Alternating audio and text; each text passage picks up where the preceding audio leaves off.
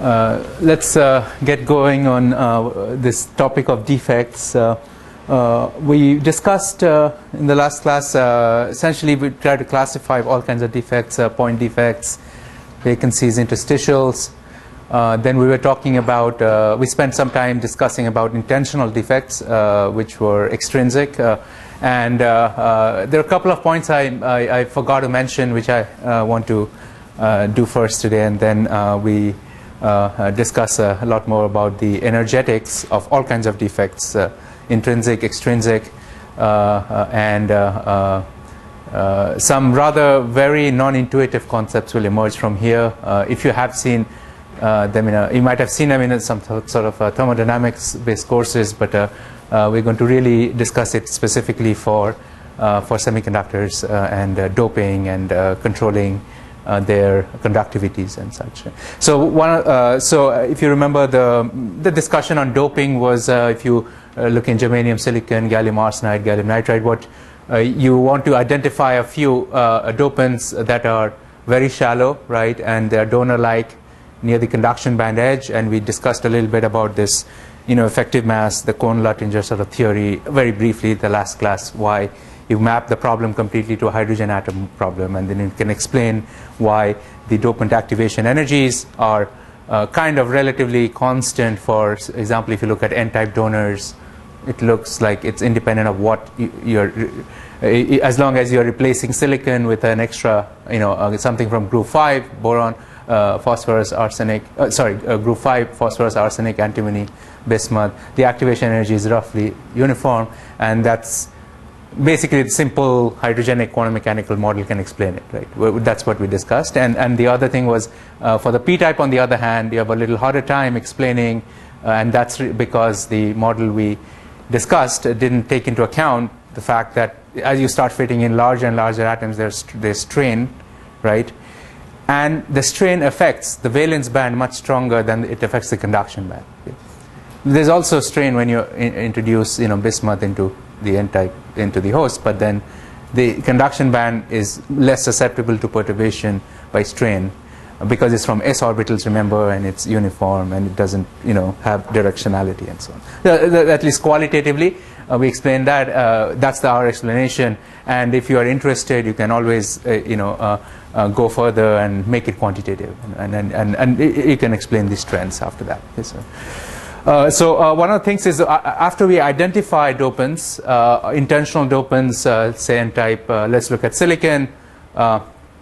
Silicon, 1.1 EV band gap roughly, and typical donors, phosphorus, antimony, right? These are, phosphorus, arsenic are the typical n-type donors.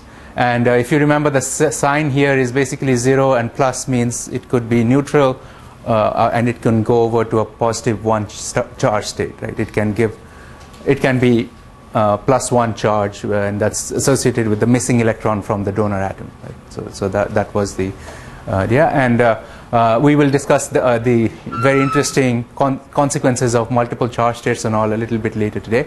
But the idea is we choose something that is the energy difference between the conduction band edge here and the donor level is of the order of kT, right, and such that it gets thermally ionized, and then at room temperature that electron is not tied to the dopant anymore, it's mobile, and you can essentially use it to flow current, and that's the what you, as long as the donor activation energy or kT is larger, or of the order of, let's say, then your electron density, to be exact, if you have a dopant, then it looks something like this. I'm not going to be exact here, but let's see, so something like that, something like that. So if you do the electrostatics and the charge neutrality, it will look something like that if the donor activation is very small. And if your intrinsic, this is the Ni intrinsic air density, if that's very small compared to the doping density, you can neglect it, and you get that the electron density is roughly equal to the dopant density. So if you dope it with 10 to the power 17 or 10 to the power 18 phosphorus atoms, then the silicon, you get 10 to the power 17 or 10 to the power, that many electrons in the conduction band now, right? And so now this is what you're using when you write current, is Q times N times the mobility times electric field. That's what is entering here. So generally, if all is well and good, you can replace this N by the doping density. That's what we mean by that, right? So we discussed that. If the activation energy is low, right? And if it's high, then you have to make sure that you solve for how many electrons, free electrons, or how many free holes do you have, given that this much is the doping density. You have to solve the charge neutrality equation, find the Fermi level, and from there get N or P, if it's D. Right? One of the interesting questions is when you are making devices, the level of doping. For example, let's say phosphorus doping. Let's focus on this. Phosphorus doping of silicon. Phosphorus is a commonly used N-type donor for silicon to make it very highly N-type. And this is a very interesting situation. What if you wanted a doping density of 10 to the power, say 20 or 10 to the power 20, slightly higher than 10 to the power 20 per centimeter cube, very high doping, let's say you want that, right? And that's not a problem when you are growing the material epitaxially. When you're doing MBE or MOCVD, then you essentially just control the flux of this, right? But controlling the doping when you are doing bulk crystal growth is extremely hard. When you're pulling a crystal, and this is typically it would be a few inches in diameter, and then you'll be pulling meters of it. Okay? Then controlling the doping and its uniformity over the whole crystal at very high levels is extremely hard. So people have come up with very clever ways to get around this, and in fact, actually, the specific case I'm talking about, heavily p-type doped silicon, highly n-type conductive silicon, right? That is actually used in a lot of high voltage devices, power electronics. High voltage requires, with silicon, it's a small band gap material, 1.1 eV, and we had discussed this earlier. That means if you want to make a high voltage device, the device will be big. The size will be big. In fact, I wish I had actually put the picture here today. I don't have it, but if you look at some of the power stations where the power transistors silicon, the one transistor is this big. It's a whole piece of silicon. If you're going to switch a few thousand volts, you need to it's a very large device, and large part of it is has to be conductive, very conductive. Right? Some part of it is obviously not as conductive as other, but some part of it where you want it to be a semiconductor, but at the same time you want very low resistance, that has to be heavily doped. Right? So what people have done is if you can't, when you are doing bulk crystal growth, if you add too much phosphorus, it starts generating all kinds of defects, and we're going to see later why today. So that's a thermodynamic problem. So what people have gotten around that, doesn't anybody know what people do for silicon? This is a very interesting situation, actually. No? Anybody knows how people get highly doped N-type bulk single crystals of silicon, where you are doping 10 to the power 20 per centimeter cube? No? So, okay. Do they have anything else to detect? Yeah. So it's actually a very interesting. So it turns out that the solution to this goes back to the Big Bang, and all that. It's very interesting, but it's true. Natural occurrence of silicon on Earth, when you pull a crystal and you don't dope it, it has about 1 to few percent of the silicon atoms. If you look at the periodic table, silicon has an atomic mass of 28, right? 28. So it has a certain number of neutrons and protons in the nucleus, right? But about 1% or so of naturally occurring silicon, when you pull it and all that, has silicon 30. 30. So it has a couple of extra neutrons. It's an isotope of silicon, and then this is a natural occurrence, and it's there in every bulk crystal you grow, whether you want it or not. It's there, right? So unless you isotopically purify it, which is a much harder thing, then you have to have centrifuges and all that. But if you just do a normal silicon and then you will have this sort of isotope that is in there, and that has 30. It has 2 extra neutrons in the nucleus. And then what they do is they actually, and this is a very interesting technique. Remember we had talked about neutron scattering, right? So there are sources of neutron in many places, actually not many, but reasonably large number of places. So they take the rod, and then they basically will And so essentially what I'm saying is inside a rod of silicon, crystal of silicon, there's silicon 28, which is normal isotopes, and there's silicon 30, which has a couple of extra neutrons in the nucleus, but it's still silicon. It has the same number of electrons and protons as this one. Right? It's an isotope. And then what they do is they take it to a neutron source and essentially will shoot neutrons at it. Right? You implant neutrons into the crystal. Right? And what happens is the neutrons do not go in here, they go in here. This atom has a capture cross-section for neutrons, and this atom can absorb a neutron, and it becomes silicon 31. Right? So, and basically, it's the physics just turns out that the neutron is not going to be captured by this, but it will be captured by that. Right? And then silicon 31 is an isotope, but now it's an unstable isotope. It's an unstable isotope. And what does that mean? In any unstable isotope, the neutron will convert itself into a proton, and it will emit a beta particle. It will eject a beta particle.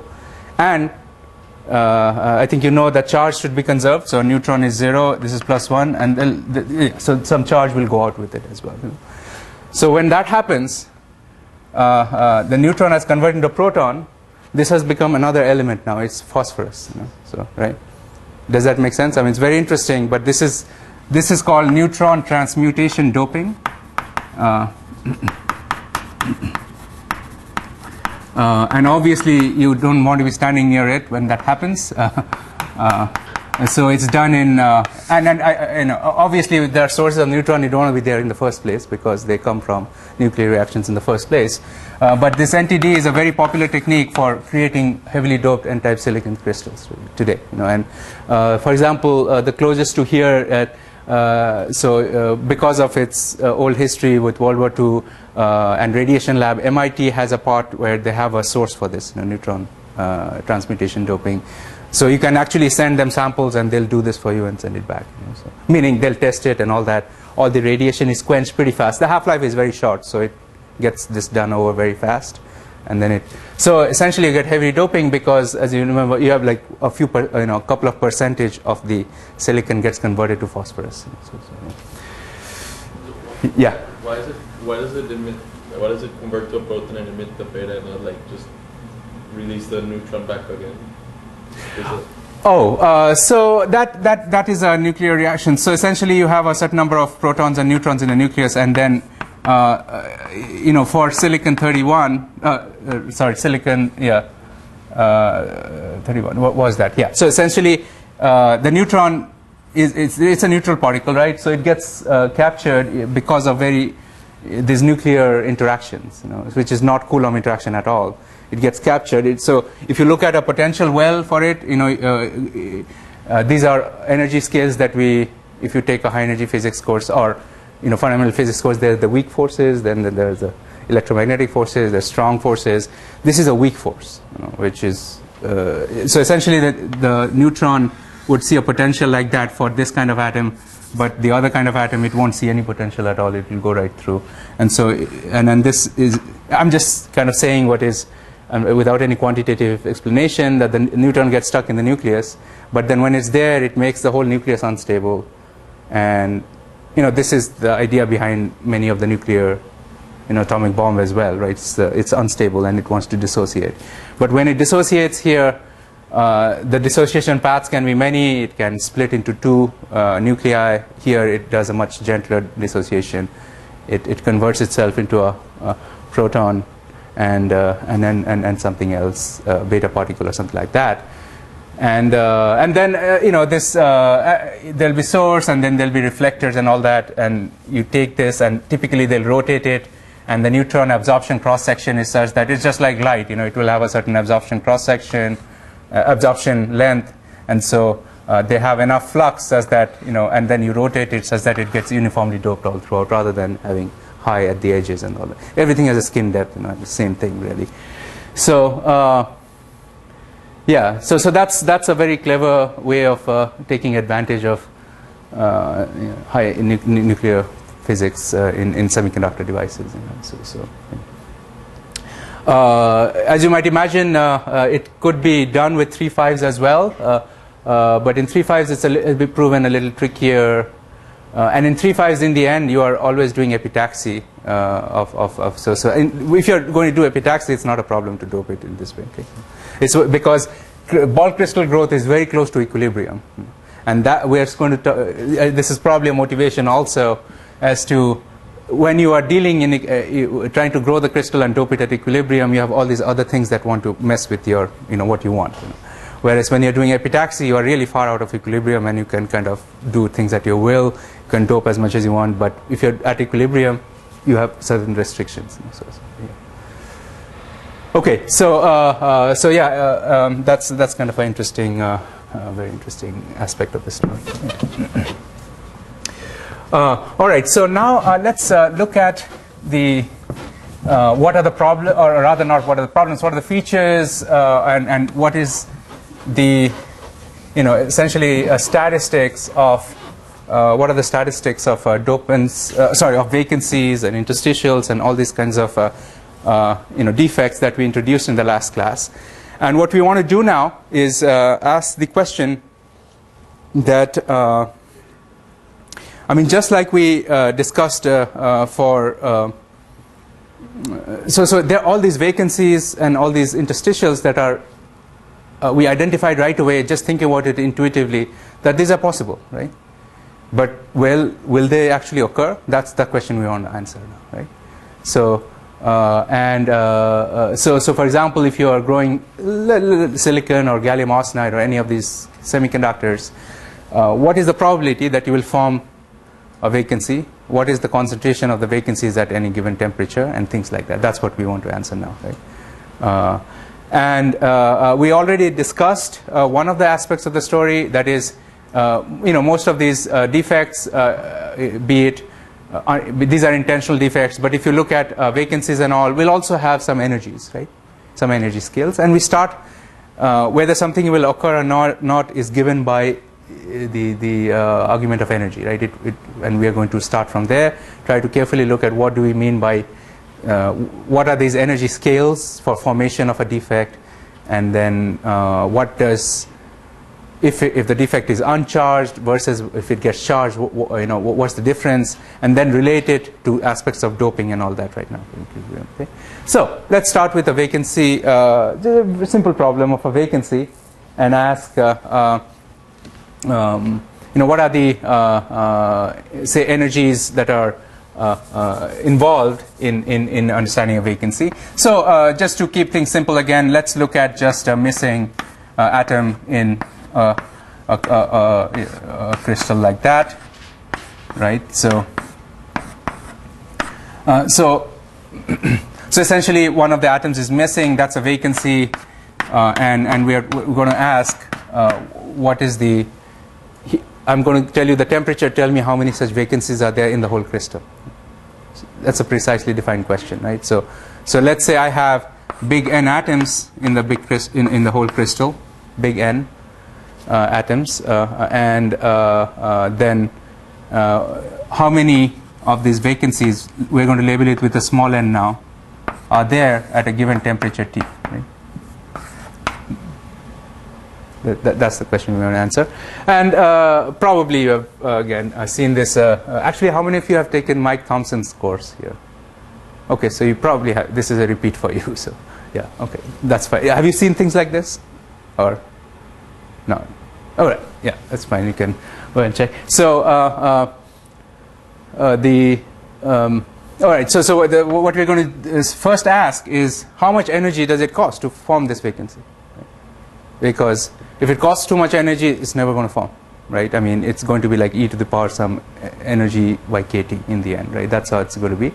But we want to derive that completely from essentially heuristic and also physical principles. So what we want to find is right now is a quantity. Again, we have introduced this earlier, and I don't think I want to. Let me write it down. So we have introduced something called the Gibbs free energy, right? There are various energies, enthalpy and enthalpy, all that, and that happened to be like E plus PV minus TS, right?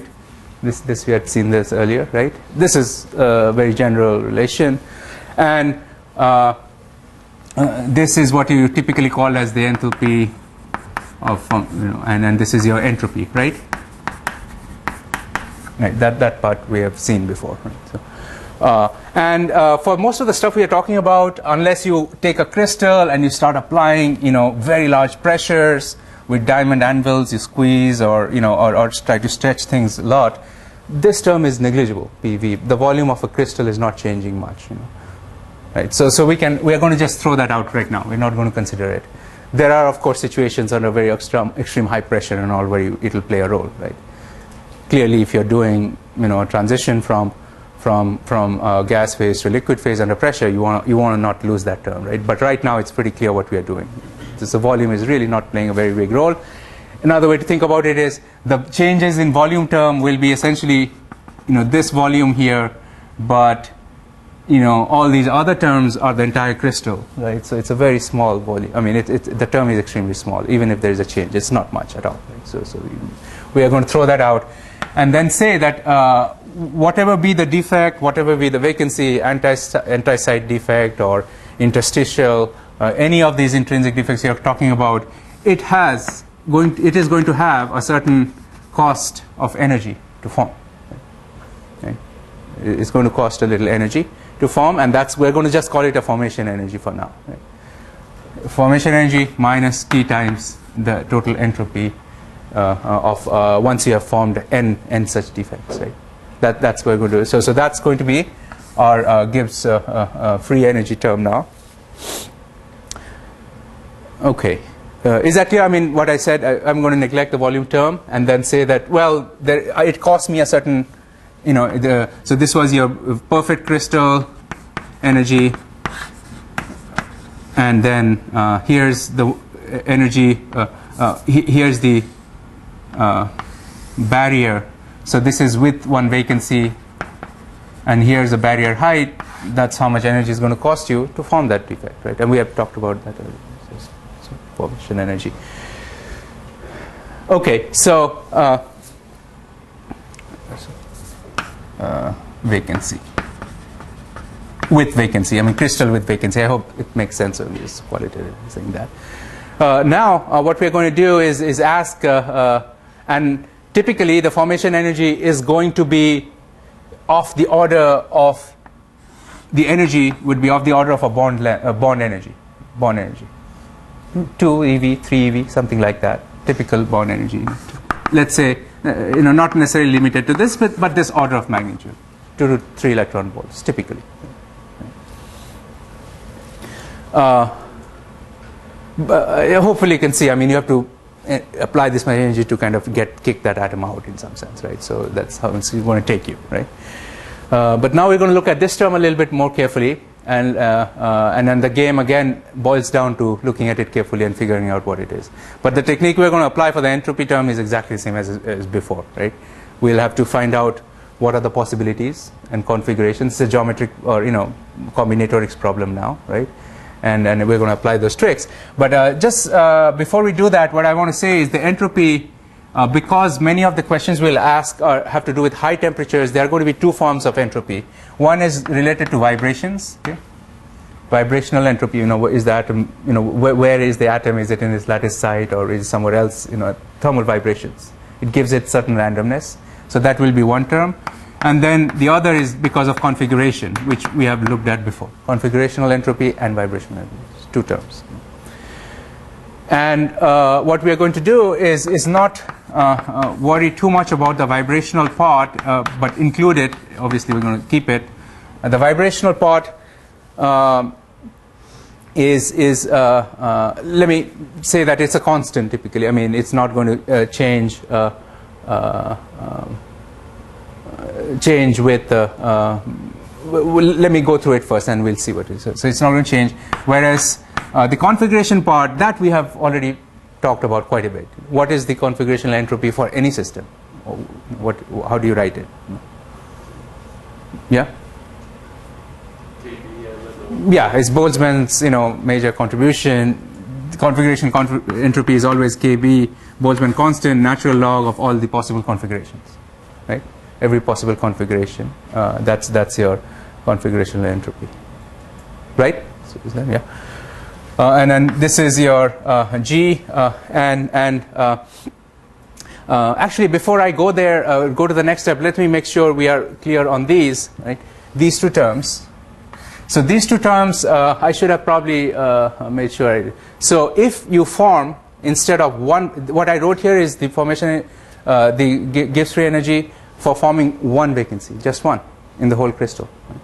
But if you want to answer the question we asked before, what is the energy for n, then each vacancy needs n bonds to be broken, or and each of them will have a certain vibrational entropy related to it. So there will be an n here, but just, are you clear? This is already taken care of n. It's inside there.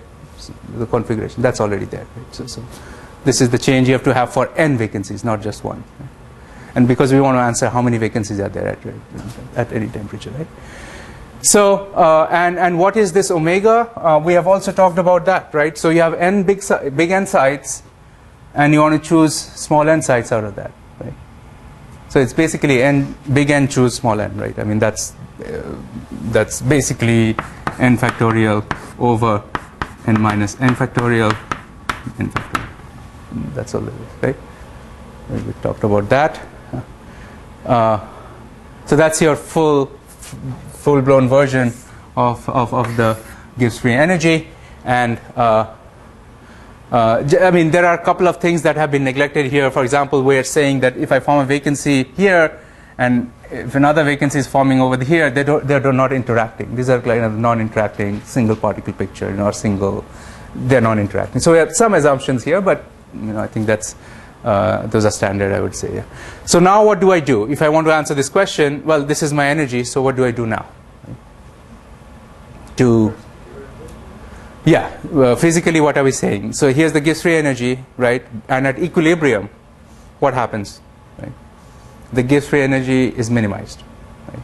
The system wants to minimize its free energy. So to minimize it, mathematically, you take a derivative, right? And here, what are we looking for? What's our variable? Everything is known except small n. Right? So I take a derivative with small n, right?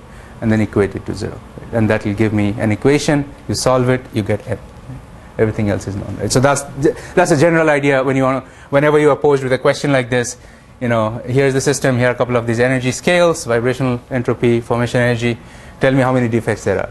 You go about this process. This is a standard process, very generic. Okay, so. And remember, very importantly, you have to be at equilibrium. What I'm saying next, or what we are doing next, is we are able to do that is because the system is trying to go to equilibrium. If it is in a highly non-equilibrium situation, I can't say anything much more than this right now. So because it's going to go to equilibrium, means you can take the Gibbs free energy, take a partial derivative, and equate it to 0, and that's a minima, right? And you can show it's a minima if there's any doubt, and because you can make a plot of this versus n and all that, right? So let's see. So if I take a derivative,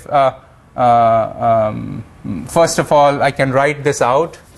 We had done this before as well, as that minus the denominator, and after you do all this sort of Stirling approximation, what you end up getting here is natural log n minus n natural log of n, right?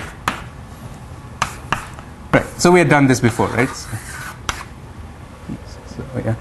And then now we are going to take a derivative. The first two terms is trivial. These things just drop out, right? It's linear with n, right? And then this is the non-trivial part, right?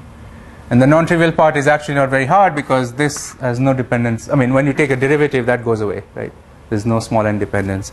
And what you're left with is this term, and this term, and this term, right? That's all you're left with. But when you notice, so you can take d over dn of that, right? D over dn, and you will get two terms. One when you take a derivative of this, and then the other when you take a derivative of that, right? And here you can, instead of taking dn, you can just take, I think this is something you've done many times, but you have to just add a minus sign, right? Anyway, after all the dust settles with this derivative business, what you end getting is, let's write those down. So there's the formation energy of each vacancy minus temperature times the vibrational entropy minus temp kT, right? Boltzmann constant times T times what you'll get here is natural log of n minus n over n. Everything else will just go away. See, cancel out and all that stuff. That's what we're going to get. And now we're saying that this is going to be 0. Right? So that's, and this is our unknown. So you solve for it and you get your expression. Right? Is that clear? Standard process, yeah. Okay, so now what I'm going to do is make a assumption that you have to come back and justify it later. You just make an assumption that probably my small n is going to be much smaller than big N, right? Let's say. If it's not, later come back and fix it, right? But you can make a assumption at this point, and in that case, you have basically n over n minus 1, and you throw this one away, right? And you have a very simple relation then, right? What you have then is a natural log of big N over small n. This thing, take all the other stuff to the right, you get what? You get, or rather, take this to the right and get natural log, and you get E formation energy minus T times vibrational entropy divided by KB times T, right? So that's what you get here, right? Okay, so and you see you have really two terms, this over KT and vibrational entropy over just KB. The T's cancel out. Right? So you see, obviously, because of the, you know that vibrational entropy has same units as KB, of course. So it's all dimensionless now. Right, and then from here you take exponentiate both sides, and you get n over n is all that stuff. Let me just write it down as small n will be big N times E to the power minus, or let's first do plus S vibrational frequency over KB times E to the power minus formation energy over KT. I think one would have guessed it from the very beginning. It's going to exponentially depend on the formation energy, and it does. Right? So you can write it equal, but I think it's understood. There have been some approximations in the process, but that is your number of defects at any temperature. Okay. So number of atoms. So you can if your atomic density typically in most semiconductors is 10 to the power 22 per centimeter cube. Right. That's typical atomic densities. Silicon and gallium arsenide. Most of them are about that. You could have a full number, or you can scale it to volume, and then you can now see what sort of numbers we're going to get, right? The vibrational entropy is, let me just say at this point, I mean, I can give you a very much stronger thermodynamic argument, but the vibrational entropy is of the order of like 1 to 1.5 times the Boltzmann constant. That's what it is. One way to think of it is, the amount of randomness is about, if you have it's KT by Q of energy for every degree of freedom because of average thermal vibrations, and then you take a dE by dt to get your and you get it's of the order of Boltzmann constant, S, something like that. Does that make sense? I mean, energies are of the order of KT. You take the derivative of energy with temperature, you get entropy. So that's an order of magnitude. But that's the order of magnitude, 1 to 1.5. So we are looking at e to the power like 1. So it's a factor of 2 or so, 2 or 4 or 5, something like that. That's this term. And it must be included, but I'm just going to assume that it's taken care of. I'm going to discuss the rest of it because the rest of it controls the energetics more strongly now, not too much. So okay, so here's the dependence, and I think it's any questions here. This is standard stuff, hopefully, and not much confusion, but at least hopefully it's clear where it came from. Okay, so now you can plug in numbers. You have 5 times 10 to the power 22. This is about E and then let's say we take a formation energy that, as I mentioned, you can say it's 2 electron volts, and ask the question that, choose a temperature, right? So let's say we're talking about silicon, and I'm very close to its melting point, 1420, 1450, degrees C, very close to that, right? Let's say, and 1420 degrees C, so you can convert it into Kelvin and all that, right? And you plug in and you can find out what N is, right? And what you'll get for silicon very close to its melting point, you'll get that N is roughly 10 to the power 15 or maybe 10 to the power 16 per centimeter cube. That's what you're going to get. Yeah. So even before the crystal melts, the number of vacancies which have this sort of formation energy 2eV is very low. It's 10 to the power 16. But it's low. It's low, but it's actually higher than the intrinsic electron density in the crystal, because the intrinsic carrier concentration in silicon at room temperature is 10 to the power 10 per centimeter cube, and by the time you reach the melting point, it's very high. So sorry, no. What I said is it will actually much larger than this. So it doesn't. So at room temperature, on the other hand, this would be extremely low, very very low. So it doesn't mess with an intrinsic semiconductor. Meaning the vacancy density is typically for this situation much lower than the electron density, the hole density, and all that, right? So it will be. All right, I'm going to start motivating now. But what you see is.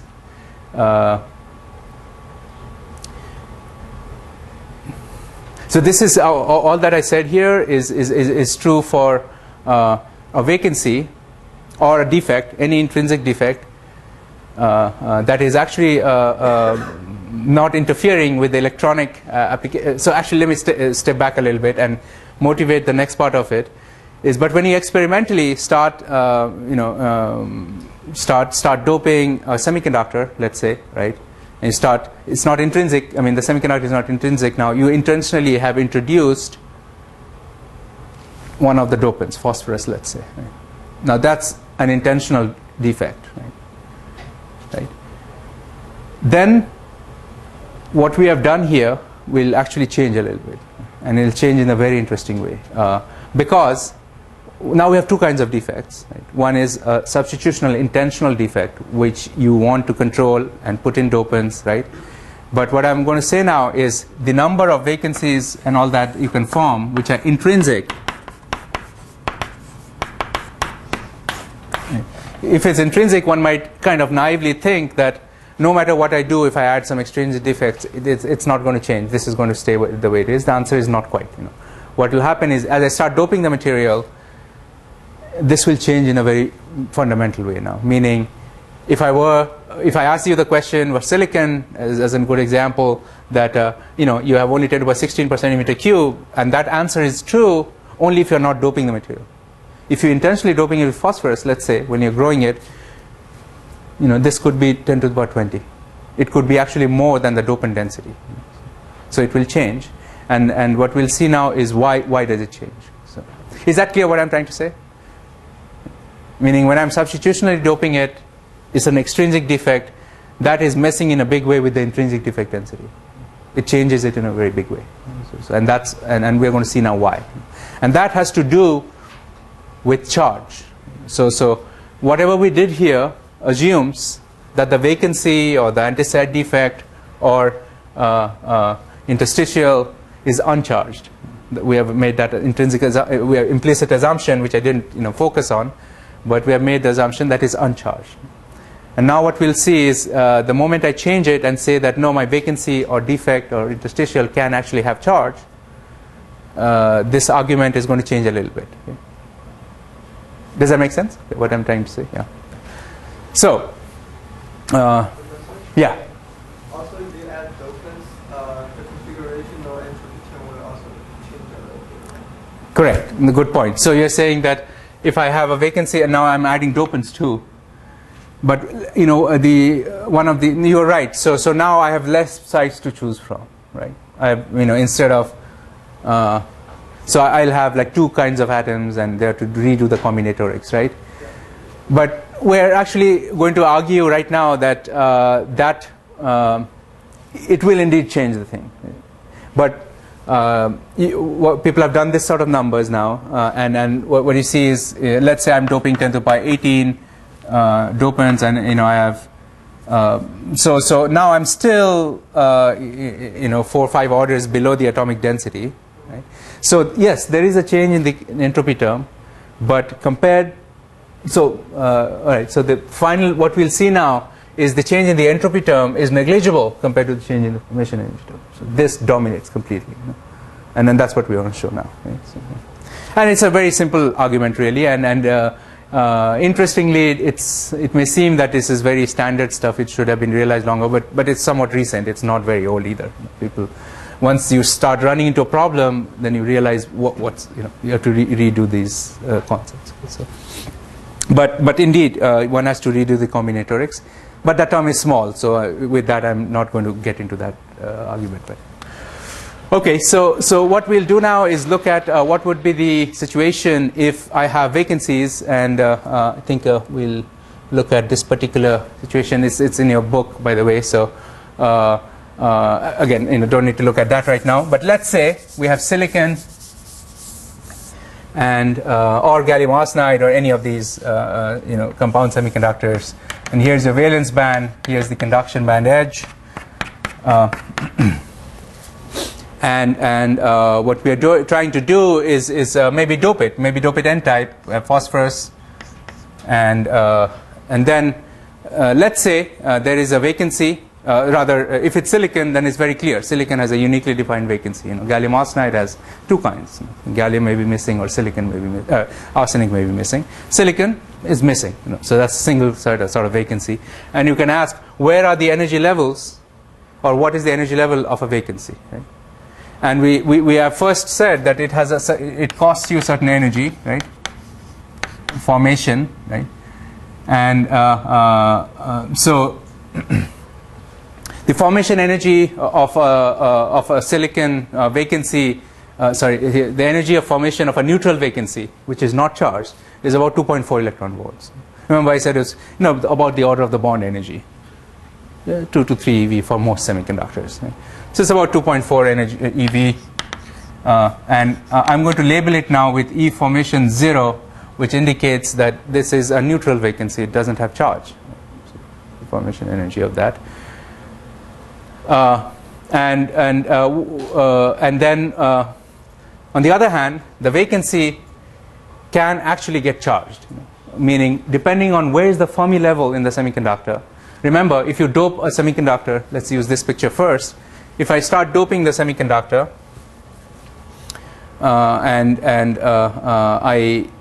so the vacancy will have a certain physically. If I have a vacancy like that, and I'm looking at the conduction band profile, it can have a potential. It can have a conduction band profile that may look something like that. Right at the vacancy point. So it can trap an electron. Or depending upon where the Fermi level is, and that's a very interesting point. Depending on where the Fermi level is, I'm drawing the conduction band. It can actually be like that. It can repel electrons. So it can get charged.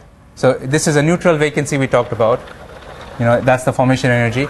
But the amount or the formation energy, so it can get charged with -1. It can get charged with +1, +2, -2, and all that. It can have various levels of charge. And each of these charge states of a vacancy or any intrinsic defect in general, we're looking at it in an example now, but in general, it can have charge. And if there's charge, one needs to rethink a little bit about what do I mean by the formation energy that went in there, right? We have to rethink a little bit. And the way to think about it is the following. Let's say your vacancy or your intrinsic defect has a charge of +1. Let's say. If it has a charge of +1, then that means it has. It was neutral. It wanted to be neutral. Everything wants to be neutral, but now it has lost an electron. Right?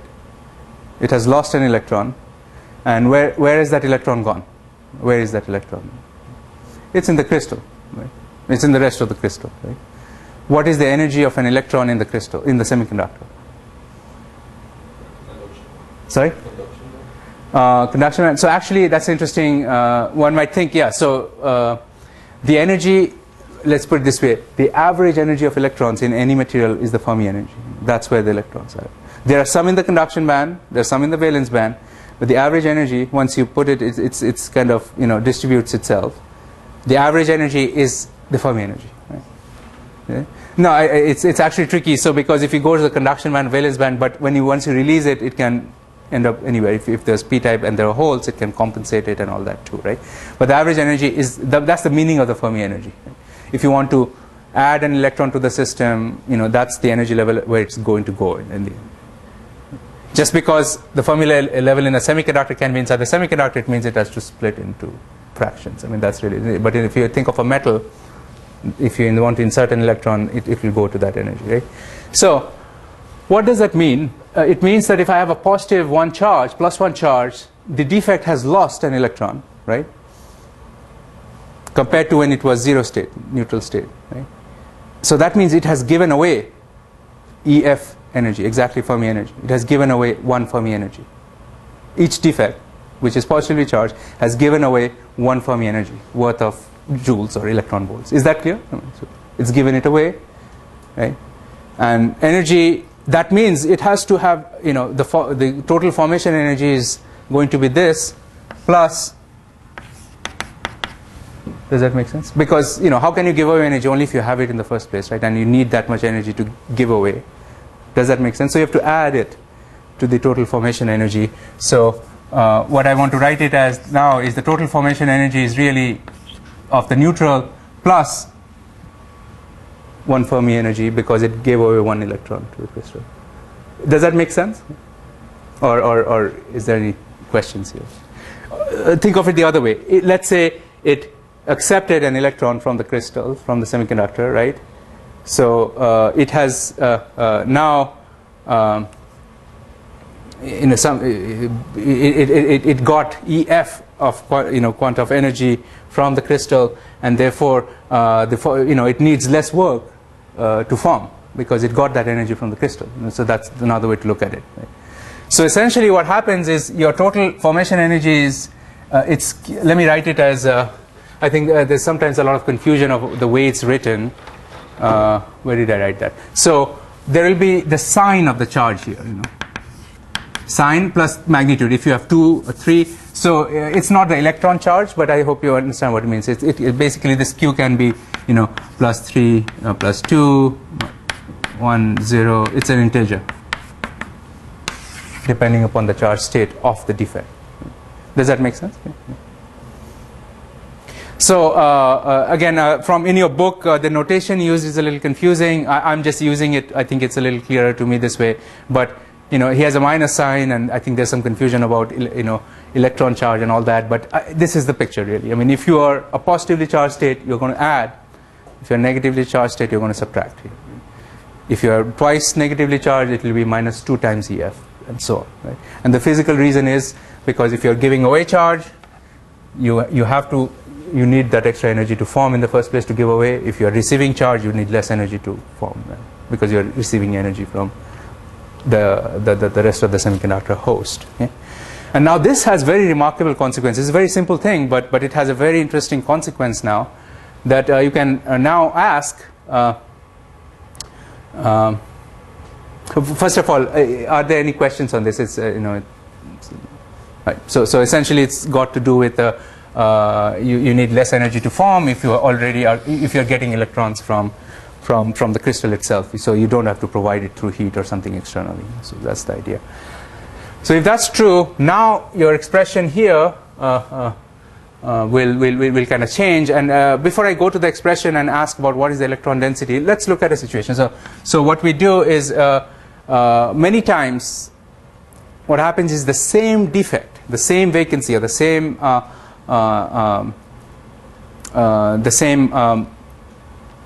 anti-side defect, interstitial, whatever, can assume many different charge states. It can, depending upon where is the Fermi level of the crystal.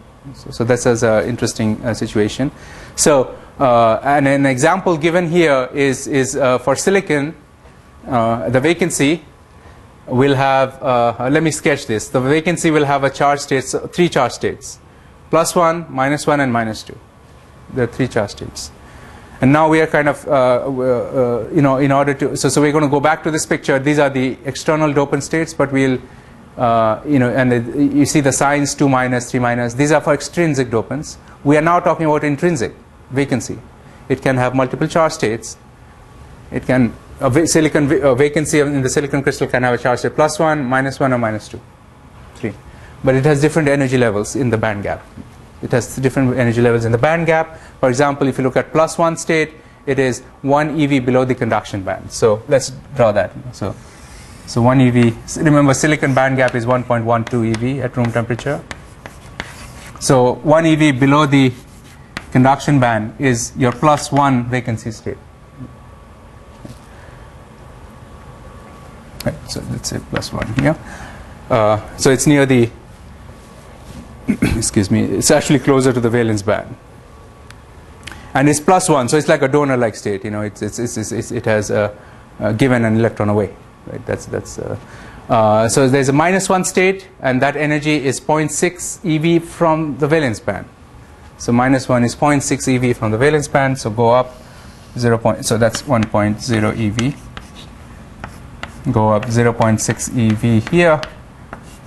All right. So that is -1 state, and then there's another one which is -2, and that is at 1.05 eV. So that's actually very close to the conduction band now. This is again, an example, but I think very illustrative because it will tell you a lot of things now. So there are 3. A silicon vacancy can assume these 3 states, and it can have a formation energy when it's the energy of forming the neutral state. On the other hand, is 2.4 eV, which is mentioned. Where was that? 2.4 eV. So that's that. And so in other words, what you're saying, 2.4 eV is the formation energy of this, and then all these other states are located inside the gap like this. Right. Yeah, sure. What determines what state the defect will assume? We're going to now look at that. No, you're saying so, and we're going to actually discuss exactly that now. What determines whether this defect will be in this state, that state, that state, and that is going to be determined by where is the Fermi level, all right? And it's kind of a roundabout problem, but essentially it will depend on how you're going to dope the material with extrinsic defects. Phosphorus, let's say. Phosphorus we found is very shallow donor. It's like here, right? And phosphorus can be +1 state, but it's a extrinsic.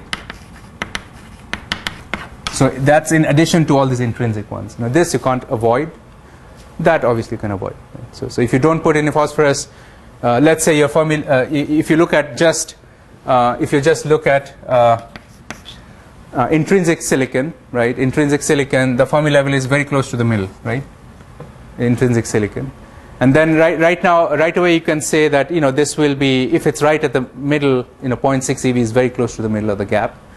Then the occupation function of this is close to half, right? I mean Fermi function, close to half, right? This is very low. This is 1, right? So there will be a very large number of +1 charge states. There will be a smaller number of this, and almost none of these. So the same vacancies. It's the same vacancy in the silicon crystal, but some of them are positively charged, very large number. Some of them are -1 charge, and very few of them are discharged. Does that make sense? The same vacancies, yeah. Yeah. I'm confused, but so they're all vacancies, right? The same vacancy, meaning a silicon atom is missing, right? But now the reason for confusion is what we want to make clear, because it just turns out that the Fermi level. Sorry, maybe I didn't. So if they're the same vacancy, why do they have different positions in the energy, different energy levels? I mean. Because they have right. So what we are saying is, if the vacancy gets charged, right, meaning you have a broken bond like that, right? Let's say 2 electrons get stuck here, right? But I thought that is determined by the Fermi. Yeah. So it has to be self-consistent. Okay. So what we are saying is, if you have formed a defect which has -2 charge, its energy level is here compared to the entire crystal level. So all the other electrons and everything, its energy level is here. Here's there. Here's there.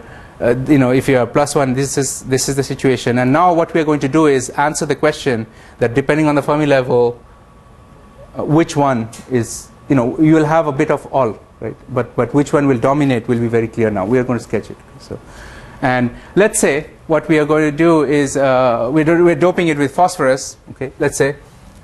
And I'm going to turn this picture around on its side and plot it like what they're doing there. First, what I'll do is plot the formation energy, and this is a plot that, generally not. Okay, let's plot it in this way.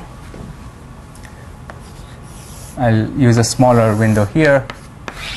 All right. So I'm going to turn the band around, and let's say this is your valence band edge, this is the conduction band edge of silicon or any semiconductor. And here's your formation energy of the uncharged, a neutral defect, vacancy or whatever, right? Now you see, based on doping, that's valence band, that's conduction band. When you control how much phosphorus atoms you're putting in, right, or how many p-type dopants, n-type dopants you're putting in, what you're moving is the Fermi level, right? So you can sweep the Fermi level based on your chemical doping from here all the way to there, depending upon how many external atoms you put in. Phosphorus for n-type. If you put in more phosphorus, your Fermi level wants to move that way, right? If you put in more boron, it wants to move that way. It's p-type dopant, right, and so on. So you can sweep the Fermi level. So your Fermi energy here is a variable based on chemical doping. How are you varying it? By chemical doping. We are going to add more phosphorus. Substitutional doping, external, right? But what we are asking is, as we change that, as we change the external chemical doping or extrinsic doping, what's happening to my intrinsic business here? Right? So that's what we are asking now. Right? That's an interesting question, because it's in a way a second order effect almost, right? So what we are going to plot now is the entire formation energy in that figure. We're going to plot that, right? And this is typically would be called in papers and books. You'd see, I'll post a few things. It will be called an enthalpy of formation. So it will be called like that, right? And now what you see is, we have for silicon, this particular example, we have 3. You have +1, -1, and -2, right? And you realize that if I look at +1 state, let's just look at +1 state, right? +1 state has an energy which is very close to the valence band, right? And I'm going to go very close to the valence band, right? Let's say this is the +1 state energy, right? And so essentially, I'm going to draw this picture now, right? And Q is +1. So you have basically E formation 0 plus EF. Right? It's a linear. It's a straight line, right? With a slope of 45 degrees. Basically, it goes like that. Makes sense? I'm just plotting this whole formation energy, and it just looks like. Let me sketch this out. It looks like that with a slope of +1.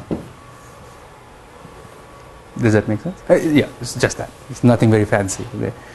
Now you have another state at -1, which is 0.6 eV. Okay? So I go locate 0.6 eV, which is kind of close to the middle of the gap for silicon, and go up there, right? And then there'll be another line for that particular defect. So this continues going. It doesn't stop. It continues going all the way to the conduction band. For that one, essentially, what we'll do is we'll again. I hope you see what I'm doing. Basically, it's the same slope, but it's negative now. So it's going to something like that. Does that make sense? Yeah.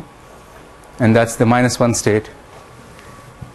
And similarly, -2 will have a double the slope of this, and it will intersect somewhere there. So it will, look, this is -2. Don't get confused with that plot, because that plot is a result of this. This is just the formation energy. Right? So it'll come next.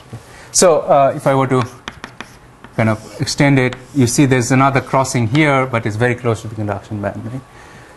So this is now the formation energy of defects in the whole crystal. So this is all possible states, right? And now the system would like to prefer, because what is the electron density, or what is the number of these vacancies?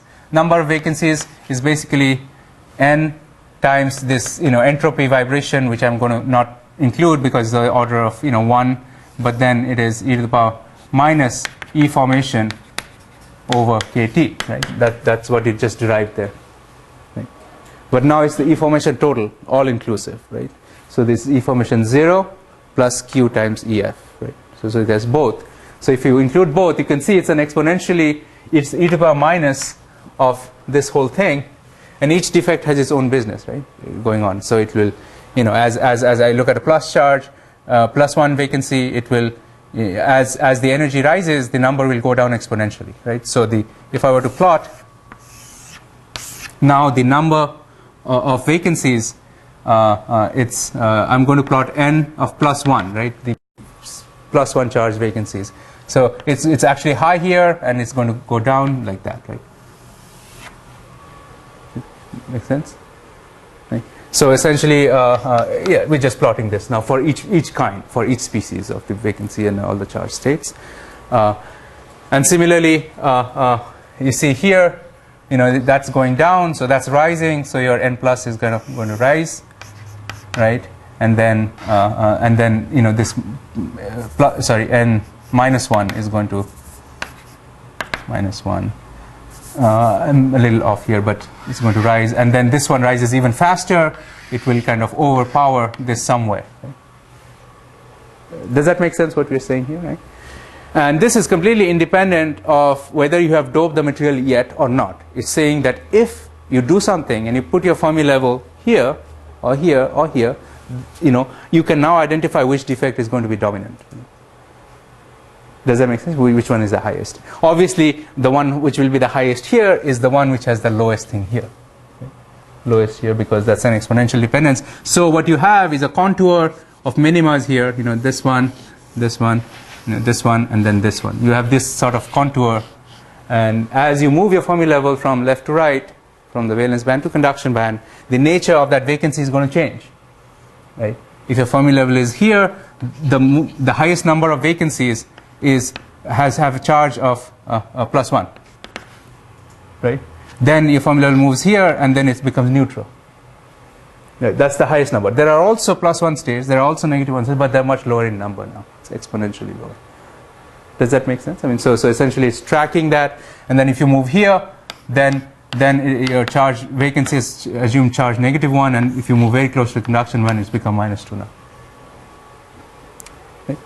So that's the thing that's going on once you start doping the material and you control it. And you see, it's very interesting. No matter what you do, this is exactly what's going to happen. That if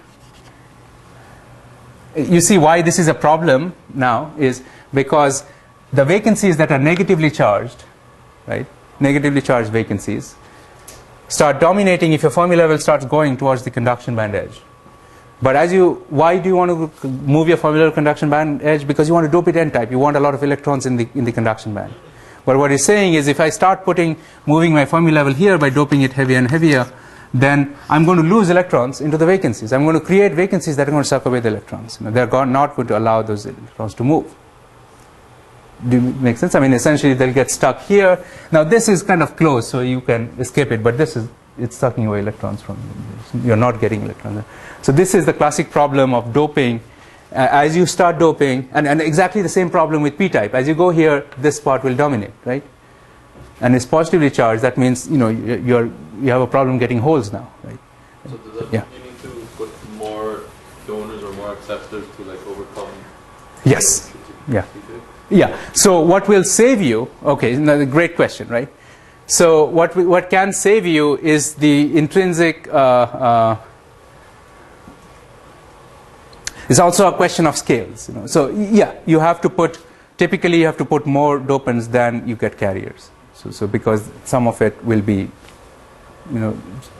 trapped in these vacancies and antisites and intrinsic defects.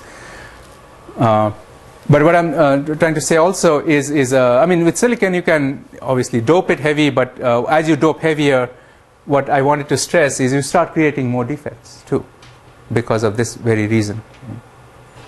Does that make sense? You start creating more defects because you're doping it, right?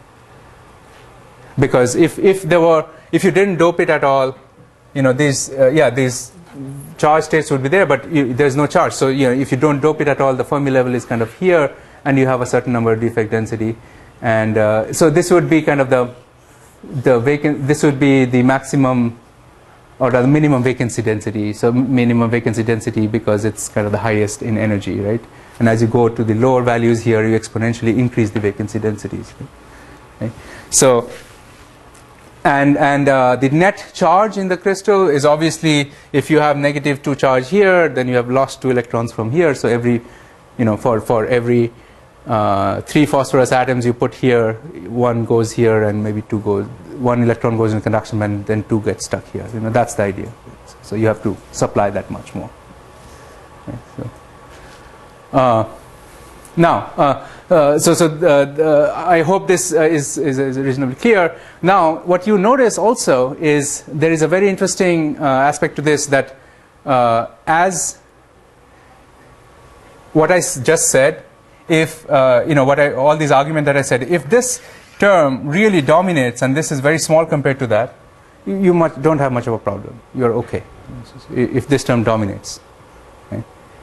And when can that happen? When you have a reasonably small or narrow band gap semiconductor, because then your Fermi level, you can only move over a band gap, right? You can't change it more than that. Do you see that, right? So basically, if you have a 0.1 eV and all that, this is of 2 to 3 eV. So this term, no matter whether you go positive or negative, will kind of be overwhelmed by this one. This will dominate. So it's there, but it's not going to cause that much problem for you. But if you have a very wide band gap semiconductor, right, then this is still like 2 to 3 eV, but now you're sweeping the Fermi level over like 5 eV or 6 eV, right? So this term can completely overwhelm that term, which is why it is way harder. If you try to dope a very wide band gap semiconductor, you create these defects really fast. So it starts compensating and auto compensating, and you can't. So that's why doping of extremely wide band gap semiconductors is typically very tricky business, because of this particular problem. Because you can sweep your Fermi level, and this term starts pretty much overwhelming and swamping out what you can do here. So that's why, if there are ways to dope extremely wide band gap semiconductors, getting around these thermodynamic limits and all that, it's obviously very attractive, and those are breakthroughs in some sense in trying to use these materials. So,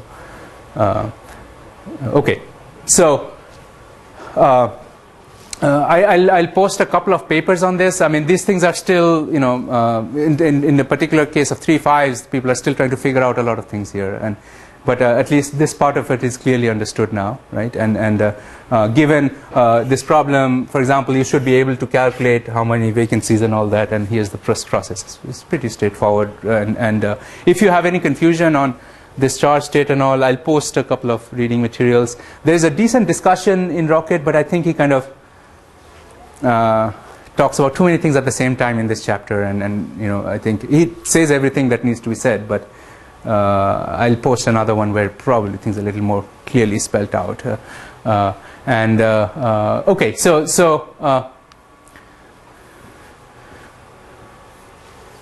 what I wanted to one or two more things to say right now is for example, there are examples in gallium arsenide. If you're gallium arsenide, if you're trying to dope it n-type, for example, same business. I mean, if you're trying to dope something n-type, you start creating negatively charged vacancies that start dominating and taking over the electron charge and not going to allow mobile charges.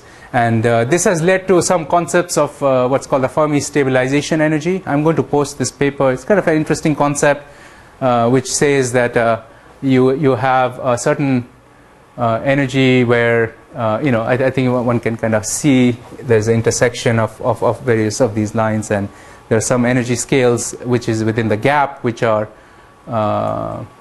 limit how much you can dope a material, or because your native defect density will exceed your doping density at some point. And then those Fermi stabilization energies, if you put them together and you line up for various semiconductors, it starts looking like the band offsets are kind of dictated by that. But again, I mean, this is one of the proposed theories for band offsets between various 3-5s. I think it's still being argued. I don't want to say that this is well accepted right now. So, yeah. What is also, here's an example in a compound semiconductor. This is a zinc oxide. Zinc oxide is a group 2,6 semiconductor, zinc and oxygen. Here are examples. If your band gap of zinc oxide is 3.3 electron volts, very close to gallium nitride.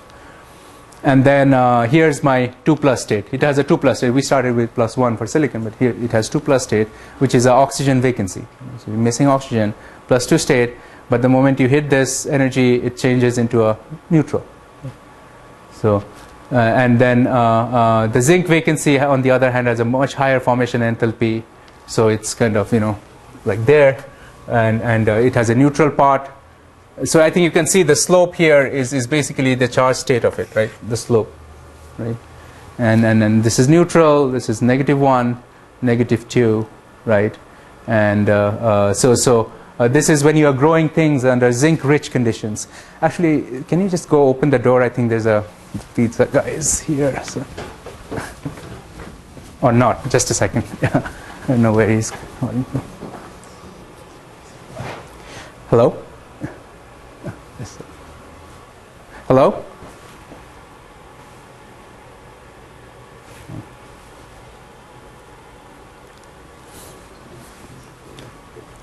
Hello? All right.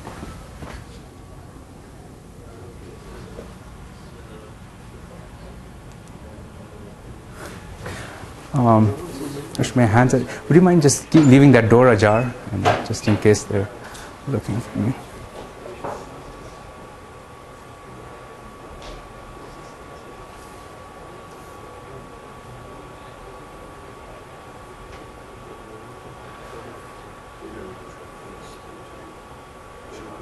Huh? Yes, I can. Yeah.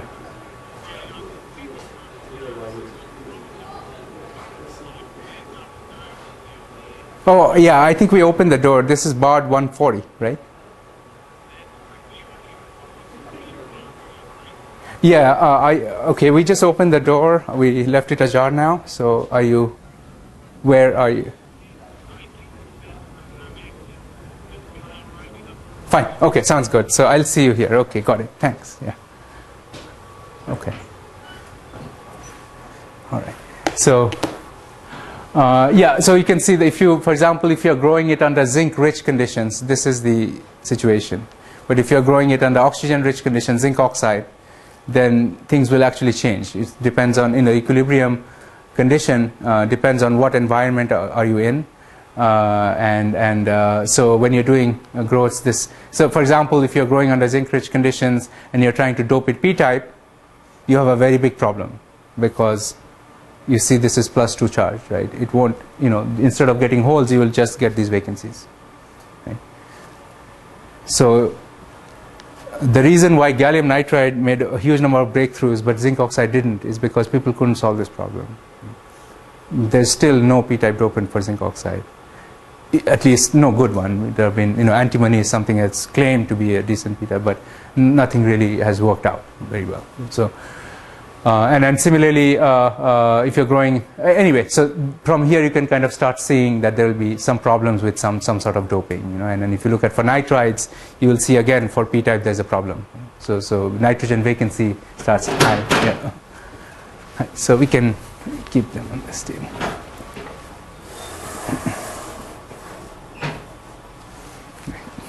Nice Yeah, little sorry. model. Yeah. Receipts? Do I need to sign anything? No, sir, you don't Yeah. need to. Thank you.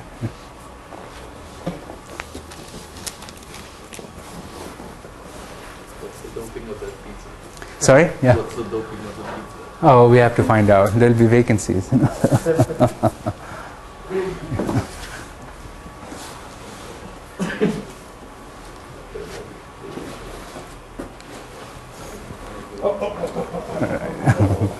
All right, that's good. Looks like somebody spent a lot of time building that. Alrighty. Well, you can continue with your lecture. Is that okay? Yeah. Do you have any cups and those things? All right, thank you. Thank you very much. All right. Yeah. So, okay, so what we'll Thank you so much. Thank you, folks. Sorry for we should have taken care of the door and all that. Yeah. Perfect. Yeah. Okay, so what I'll maybe spend a couple of, so any questions on this? I mean, I gave you a general idea, but it's pretty, very pervasive, and you can apply it to many situations. Thinking in terms of, the entropy gives you this sort of a behavior, right? But then after that, the energy arguments are you have to be a little careful with it, and once you do it correctly, you can explain a lot of this stuff that's going on. And much of this evolved in the last last couple of decades, really. This is relatively new stuff. And people are continue writing finding new things and all that with this, probably. Okay. I wanted to cover one more thing before we, call it a day. Just one more thing. It'll be quick. Okay. And we have talked about vacancies, but on defects, what I want to just finish up today, because we are discussing this, is how can the movement of vacancies and diffusion of vacancies and all that, right? And diffusion is something we have talked about. Well, not in detail, but I think what I want to say is you can ask some questions about vacancies. So you create a vacancy and there's charge vacancy, let's say, right? If there's a charge vacancy, there's electric field. Right? Now, a vacancy will diffuse, that we know, because there's a concentration gradient, it will diffuse. But what about the electric field? Can it accelerate the process? How much does it accelerate the process? And those things, we can ask those questions.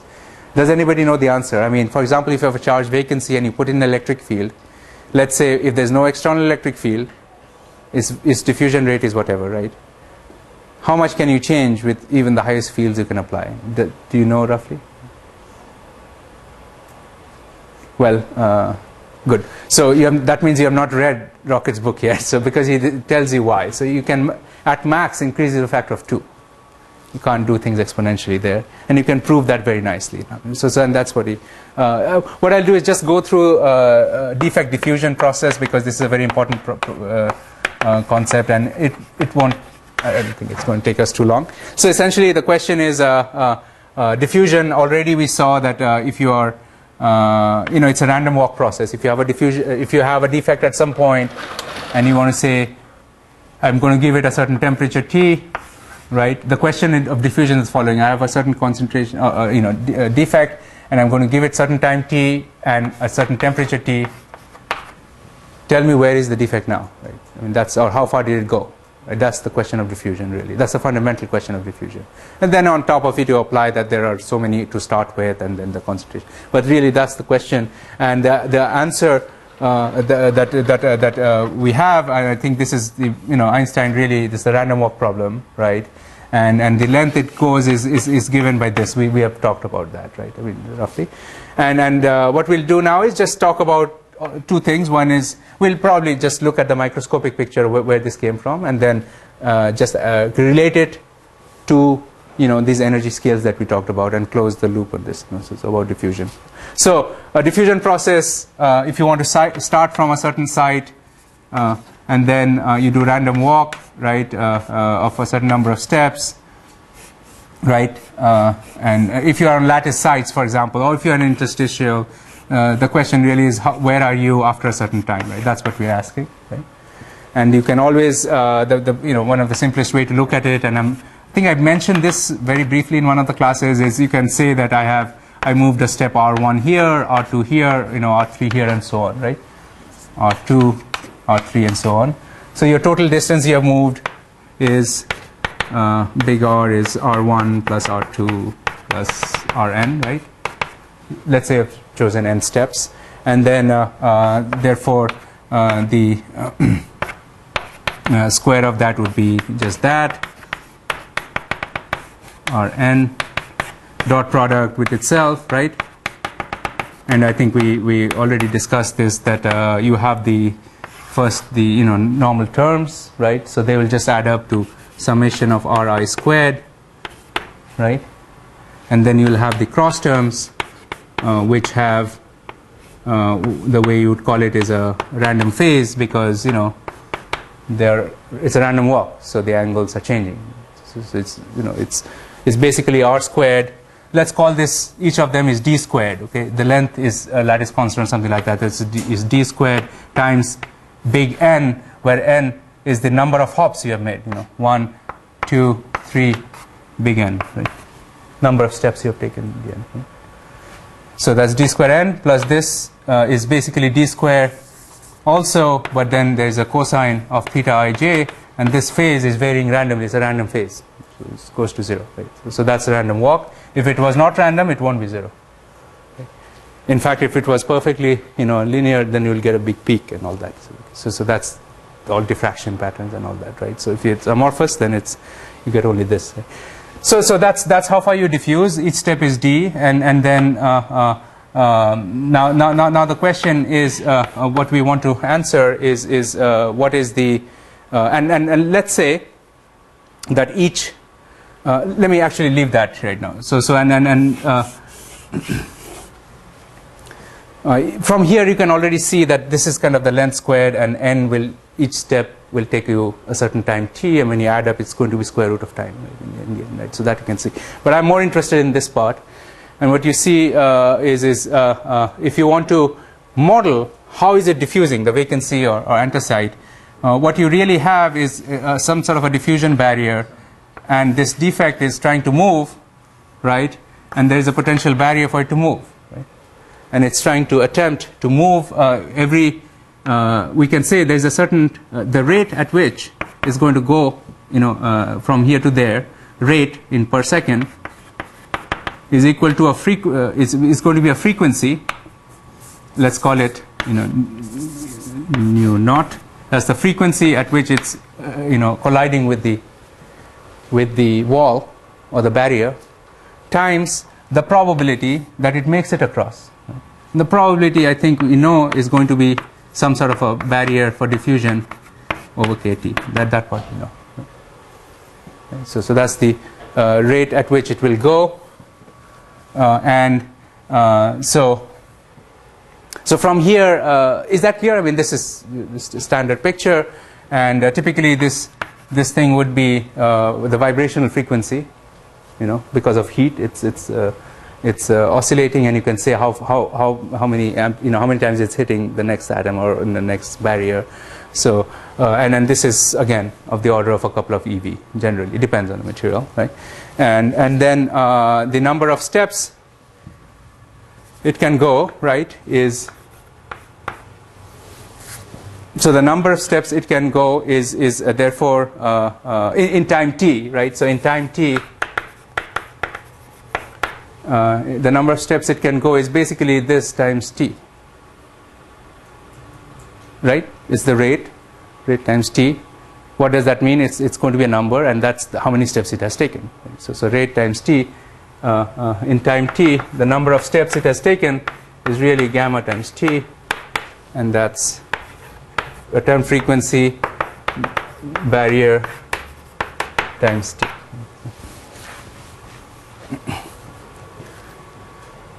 Right? Okay. So you can replace it here, right? N, we just found n microscopically. I'm just doing it, in that way. You can replace this here and say that the total length r squared it has diffused, which is L squared really. The length we are asking the question earlier is just a term frequency times d squared. D is the length of each of these times e to the power minus barrier height over kT whole thing times t. Right? And so you just get, it's nothing very fancy, but what you get here is a little bit better picture of what do we call as a diffusion constant, right? That's the diffusion constant, right? And it has two parts. One, which is that, would be called your d naught, right? D0. And the other one is e to the power minus some diffusion barrier over kT, right? So that's where this thing comes from, right? So and this d naught, you can see, is a certain length squared times term frequency, and we all know that the length is obviously units of centimeter square over second. This is your diffusion constant, right? That if you know, this is the way you think about it. Diffusion constant is some centimeter square per second, and it's physically it is or sometimes you can think of it as a d times d nu naught, which is effective velocity times the distance. That's the way to also look at it. Two ways to look at that. Okay, so is that okay?